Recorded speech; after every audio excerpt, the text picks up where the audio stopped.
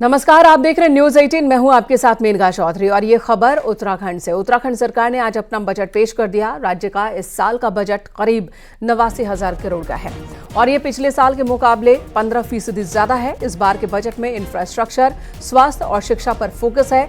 स्वास्थ्य के लिए 15,000 करोड़ से ज्यादा का प्रावधान है, तो वहीं पहली से 8वीं तक के स्टूडेंट्स को मुफ्त जूता और बैग दिए जाने का भी ऐलान है। इसके अलावा स्वरोजगार को लेकर भी बजट में प्रावधान किए गए हैं।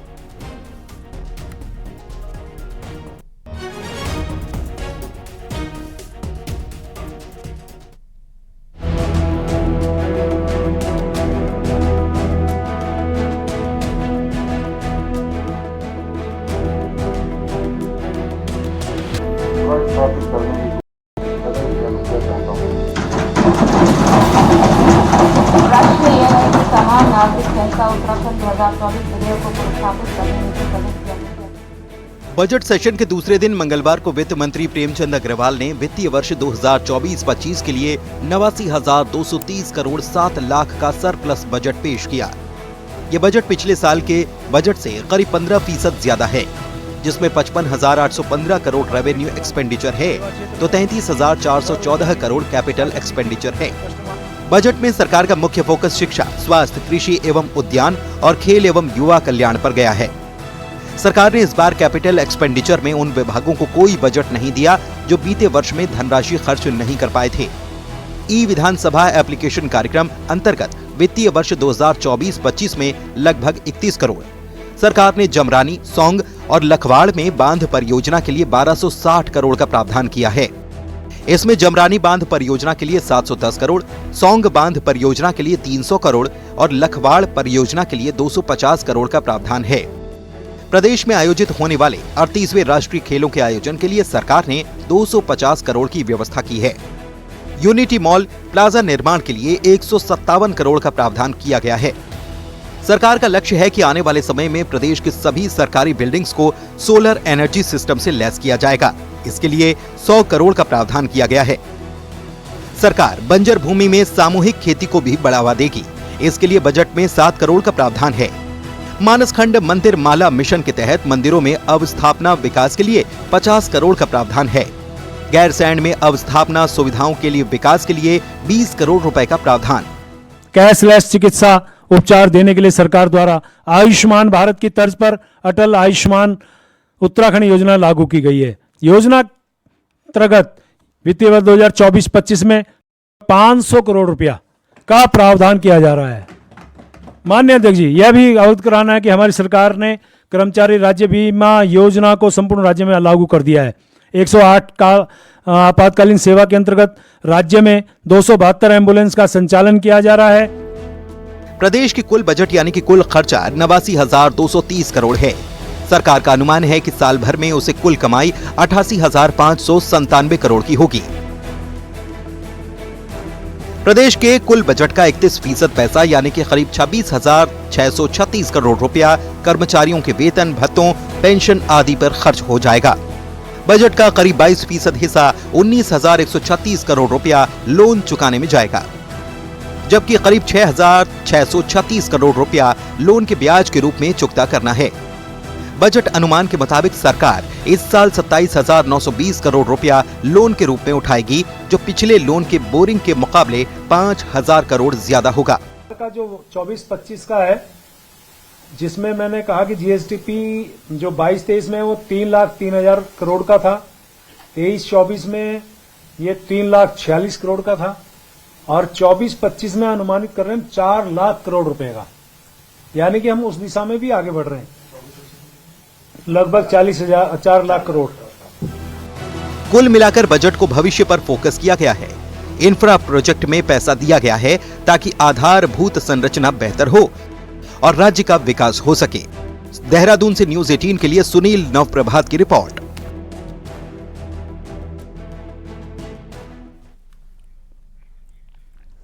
नेता विपक्ष यशपाल आर्य के मुताबिक ये बजट नौकरशाहों का बजट है, जिसमें आम जनता के लिए कुछ भी नहीं है। वहीं उपनेता विपक्ष भुवन कापड़ी ने कहा कि बजट में नेशनल हाईवे, G20 और यूसीसी का जिक्र समझ से परे है, तो युवाओं के रोजगार के लिए कोई प्लानिंग नहीं है। यह आरोप विपक्ष के। दिशाहीन रोजगार, महंगाई, बेरोजगारी, पलायन, आपदा के क्षेत्र में इस बजट में कहीं पर भी जिक्र नहीं है। एनएच ने जो पैसा दिया है उसको अलग अलग विस्तार से, ये रोड ऐसी, वो रोड ऐसी, वैसे भी जो एनएच की रोड है वो तो टोल दे रहे हैं लोग, वो तो बेची हुई रोड है। सरकार की क्या हो, तो जनता से पैसे वसूलने हैं उसमें। तो उनका व्याख्यान, इसमें G20 का व्याख्यान, अपना यूनिफॉर्म सिविल कोड, मतलब बजट में इन सब चीजों का क्या मतलब है? देहरादून से बड़ी खबर, आईएएस प्रशांत कुमार आर्य को नया आबकारी आयुक्त बनाया गया। प्रशांत कुमार को राज्य में बड़ी जिम्मेदारी दी गई है।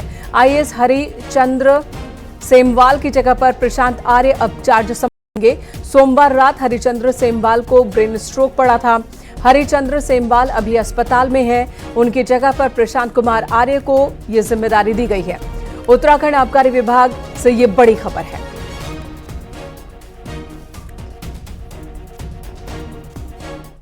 इधर मुख्यमंत्री पुष्कर सिंह धामी ने रेल मंत्रालय द्वारा काशीपुर धामपुर के बीच 58 किलोमीटर रेल लाइन के सर्वे को मंजूरी प्रदान करने पर खुशी जाहिर की। इस संबंध में मुख्यमंत्री ने केंद्रीय रेल मंत्री से अनुरोध किया था। मुख्यमंत्री ने इसके लिए प्रधानमंत्री मोदी और केंद्रीय रेल मंत्री का आभार व्यक्त किया। मुख्यमंत्री ने कहा कि आने वाले सालों में इस रेल लाइन के निर्माण से कुमाऊं क्षेत्र के यात्रियों को सुविधा होगी, पर्यटकों को भी इससे अच्छी सुविधा होगी।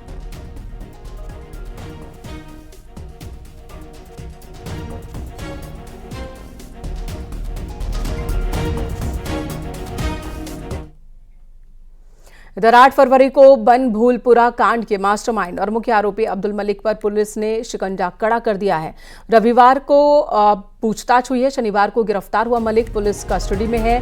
पुलिस उससे पूछताछ कर रही है। इस बीच पुलिस ने मलिक पर यूएपीए एक्ट के तहत कार्रवाई शुरू कर दी, जिसके तहत मलिक पर देश का माहौल बिगाड़ने, समाज को तोड़ने की साजिश रचने जैसे गंभीर आरोप लगे। मलिक पर लगे यूएपीए एक्ट के बाद उसे 3 महीने तक अब जमानत नहीं मिल सकेगी।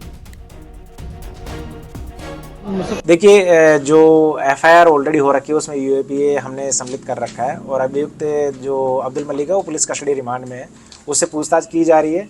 जैसे भी साक्ष्य आएंगे और जिस तरीके के तथ्य आएंगे उसके हिसाब से और भी अगर कठोर प्रोविजनों में डालने हैं तो वो भी हम विवेचना में सम्मिलित करें। अल्मोड़ा जिले में गुलदार का आतंक बढ़ता ही जा रहा है। यहां चरीधार के पास एक शख्स पर गुलदार के हमले में बुरी तरह से वो शख्स जख्मी हो गया। दरअसल एक शख्स दिल्ली से गैंडसैंड अपनी कार से जा रहा था। तभी चकीधार के पास शौच के लिए अपनी कार से बाहर निकला। तभी गुलदार ने उस पर अटैक कर दिया। कार में मौजूद दूसरे लोगों के शोर मचाने पर गुलदार भागा। घायल शख्स का इलाज चल रहा है रामनगर अस्पताल में। ये लड़का जो है दिल्ली से आ रहा था, दिल्ली से छोटी गाड़ी में आ रहा था। छोटी गाड़ी में यूरिनल के लिए लोग वहाँ पे चरीधार में एक यूरिनल के लिए पेशाब के लिए गए वहाँ पे, और पेशाब जाने के टाइम में इतना थोड़ा जो लेडीज थे उसमें, तो ये थोड़ा आगे गया था पेशाब करने के लिए, तो वही इसी दौरान इनको अटैक कर दिया। उत्तराखंड में सरकार ने पहाड़ से पलायन रोकने के लिए पलायन आयोग बनाया, लेकिन हालात ये हैं कि पौड़ी में बने पलायन निवारण आयोग के उपाध्यक्ष खुद ही पलायन कर देहरादून जा बसे हैं। हालात ऐसे हैं कि पौड़ी में लगातार पलायन होता जा रहा है और आयोग आंखें मूंदे बैठा है। मंगलवार को पौड़ी में संयुक्त संघर्ष समिति ने ग्राम विकास एवं पलायन निवारण आयोग के दफ्तर में पहुंचकर तालाबंदी की। पलायन के बढ़ते आंकड़े को देखते हुए संयुक्त संघर्ष समिति ने चिंता जताई, लेकिन आयोग ने पलायन रोकने के कोई ठोस उपाय नहीं किए और ना तो सरकार को भेजे हैं। जिले से पलायन का सिलसिला अब भी जारी है। पलायन आयोग पलायन की रोकथाम के लिए संजीदा नजर नहीं आ रहा। आज सांकेतिक तौर पर तालाबंदी की कार्रवाई हुई। पलायन आयोग के उपाध्यक्ष है, लंबे समय से यहाँ पे है नहीं, और पलायन आयोग का भी ऐसा कोई खास योगदान नहीं देखने को मिल रहा है कि जिससे पौड़ी में पलायन रुक सके। तो फिर इस पलायन आयोग को बंद करना ही यहाँ की जनता ने उचित समझा है। उत्तराखंड सरकार ने पलायन आयोग बनाया था और यहाँ के उपाध्यक्ष नेगी जी को बनाया था, पर उसके बाद भी कोई पलायन के प्रति या पलायन के लिए क्या कारण है पलायन होने का, या उसके लिए क्या हम रोकने के लिए क्या पहल करें, उन्हें अभी तक कोशिश नहीं हुई। हमें जो है वो सुरक्षा बल के द्वारा भी अवगत करा दिया गया था कि आज जो है वो संयुक्त संघर्ष समिति पौड़ी के द्वारा जो है वो पलायन निवारण आयोग में तालाबंदी के लिए लोग आ रहे हैं। कुमाऊं कमिश्नर दीपक रावत ने मंगलवार को नैनीताल के बनिया नाले का निरीक्षण किया और सिंचाई गुणवत्ता को सिंचाई विभाग को गुणवत्ता के तहत कार्य करने के निर्देश दिए हैं। इसी के साथ उन्होंने कहा कि जो कटाव हो रहा है उसका स्लोप भी ठीक किया जाए। नैनीताल के बलिया नाले का 173 करोड़ में ट्रीटमेंट का काम शुरू किया गया। वहीं भू कटाव वाले क्षेत्र से करीब 100 लोगों का विस्थापन भी किया जाना है। इसी के साथ सौंदर्यीकरण के काम भी इस ट्रीटमेंट के दौरान किए जाने हैं। काम है जिसमें काफ़ी समय से प्रिपरेशन चल रही थी और बलिया नाला में जो स्लोप एक तरह से इसमें इरोजन हो चुका है पिछले कई वर्षों में, इसके स्टेबलाइजेशन का काम है कि इसको कैसे स्टेबल किया जाए, इसकी रोकथाम की जाए और आगे और कटाव ना हो सके।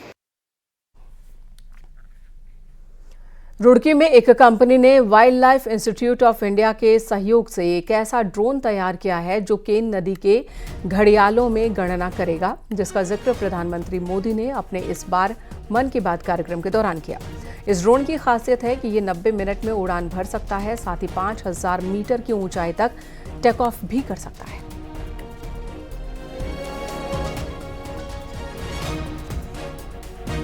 बेसिकली हमारे पास जो हमारा ड्रोन है F90+, ये एक सर्वे का ड्रोन है। ये 90 मिनट की उड़ान भर सकता है और 5000 मीटर तक की ऊंचाई से आप इसे टेक ऑफ कर सकते हैं। 120 मीटर पे ये उड़ता है। गंगोत्री धाम में भी मंगलवार सुबह से बर्फबारी का दौर जारी है। पूरे गंगोत्री धाम में सिर्फ बर्फ ही बर्फ दिखाई दे रही है। कड़ाके की ठंड के बीच कुछ साधु गंगोत्री धाम में अपनी साधना में लीन दिखे। वहीं पूरी घाटी में बर्फ की सफेद चादर बिछी हुई है। इसी के साथ उत्तरकाशी जिले के हर्षिल, यमुनोत्री, मुखबा, खरसाली, हरकीदून में भी जमकर बर्फबारी हुई। आज सुबह से 4 बजे से यहाँ पे गंगोत्री धाम में लगातार हल्की हल्की बर्फबारी हो रही है। कम से कम 10 इंच बर्फ पड़ चुकी है गंगोत्री धाम में।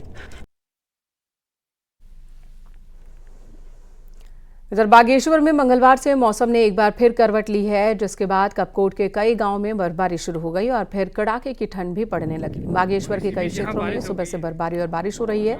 ऊंचाई वाले क्षेत्रों में स्नोफॉल हुआ। और देखो यहाँ पर पूरी बर्फ गिर रही है। ये नीचे यहाँ रुकेंगे एक ब्रेक के लिए, खबरें जारी हैं।